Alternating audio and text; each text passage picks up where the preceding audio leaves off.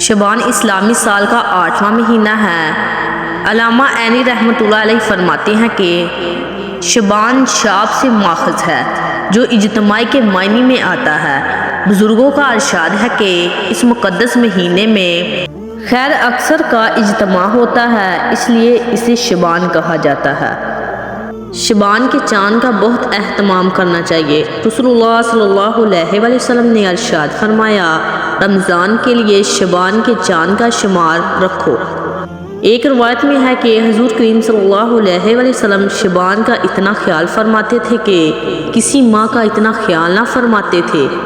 آپ صلی اللہ علیہ وآلہ وسلم کو یہ بات بہت پسند تھی کہ شبان کے روزے رکھتے رکھتے رمضان سے ملا دے۔ آپ صلی اللہ علیہ وآلہ وسلم نے فرمایا، شبان کی بزرگی دوسرے مہینوں پر اس طرح ہے جس طرح مجھے تمام نبیوں پر بزرگی دی گئی۔ حضرت انس بن مالک رضی اللہ تعالیٰ عنہ سے روایت ہے کہ حضرت محمد صلی اللہ علیہ وآلہ وسلم کے بزرگ صحابہ شبان کا چاند دیکھ کر قرآن کریم زیادہ پڑھا کرتے تھے۔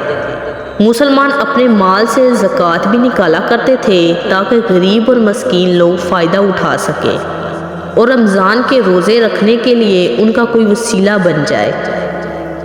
حاکم لوگ قیدیوں کو بلا کر ان میں سے جو حد جاری کرنے کے لائق ہوتے ان پر حد جاری کرتے تھے، باقی قیدی رہا کر دیے جاتے تھے۔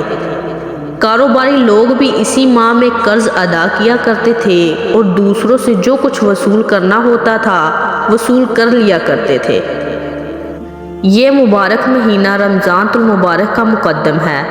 جس طرح شوال رمضان کا تمتا ہے، اس مہینے کی 15ویں رات کو بڑی فضیلت حاصل ہے۔ اس رات عبادت کرنا اور استغفار کرنا بہت اہمیت کا حامل ہے، جبکہ 15ویں تاریخ کو روزہ رکھنا مستحب ہے۔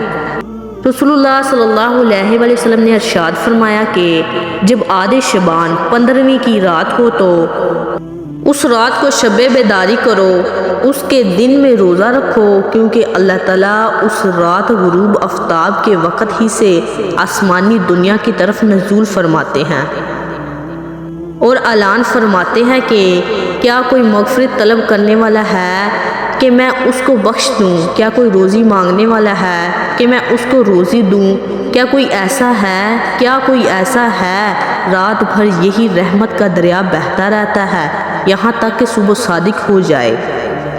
شبان کے بعد روزہ رکھنا اخلاف اولیاء ہے۔ رسول اللہ صلی اللہ علیہ وسلم نے فرمایا کہ جب شبان آدھا ہو جائے تو روزہ نہ رکھو۔